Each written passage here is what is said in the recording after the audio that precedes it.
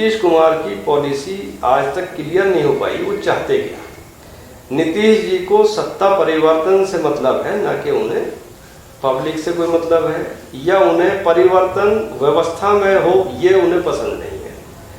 उनको तो सिर्फ सत्ता में रहने की आदत है, वो चाहे बीजेपी के साथ जाना पड़े और चाहे लालू जी के साथ जाना पड़े, चाहे किसी के साथ जाना पड़े।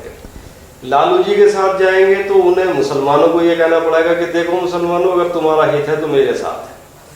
और आरएसएस के साथ अगर उन्हें सरकार बनाने का मौका मिलेगा तो एकदम वो जो है सांप्रदायिक बन जाते हैं।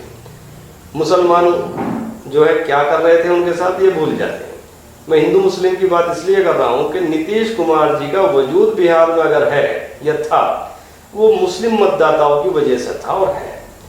आज नीतीश जी परेशान हैं, पहले कूद के आरएसएस की और भाजपा की गोद में चले गए और लालू जी से ये कह दिया कि आपका परिवार तो भ्रष्ट है।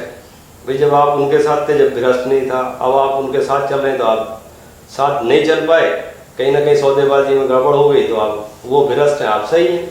भाई अगर आप ऐसे ही दूध के धुले हुए थे तो उनके साथ जाते ही।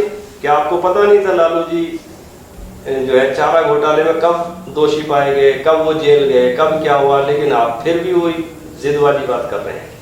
भाई लालू जी पीछे जो थे, लालू जी इतने दूध के धुले हुए थे कि आप उनके साथ चले गए, चलिए उसे छोड़िए। अब आता है आरएसएस के साथ जाना नीतीश जी का, उनकी मजबूरी है। जब वो केंद्र की सरकार देखते हैं तो उन्हें ये लालच आता है कि भाई अगर बिहार में किसी वजह से गड़बड़ हो गई और तुम हार गए, सरकार नहीं बनी, तो कम से कम 4 साल केंद्र की सरकार में मौज मस्ती ले लेंगे। तो इसलिए मोदी जी की हर बात उन्हें माननी पड़ रही है। कहीं कि हल्का फुल्का इशारा करते हैं कि भाई जिससे मुसलमान खुश हो जाए कि नहीं मैं सहमत नहीं हूँ इन बातों से, कि साहब सीए हम लागू नहीं होने देंगे, ये लागू नहीं होने देंगे। फिर एकदम झटका लगता है, अरे कहीं मोदी जी इलाज ना कर दें, कहीं केंद्र में तुम बेदखल ना हो जाओ। उधर फिर ये सोचते हैं कि भाई आकलन कर लें, हो सकता है बीजेपी के साथ रह के फिर से हम मुख्यमंत्री बन जाएं। लेकिन उन्हें ये भी एहसास है कि बीजेपी उन्हें अब की बार मुख्यमंत्री नहीं बनाएगी, उन्हें ध्यान है इस बात का। अब मुसलमानों की तरफ सोचते हैं तो उन्हें ये ध्यान आता है कि अगर मैं बीजेपी के साथ रहूँगा तो मुसलमान मुझे वोट क्यों देगा।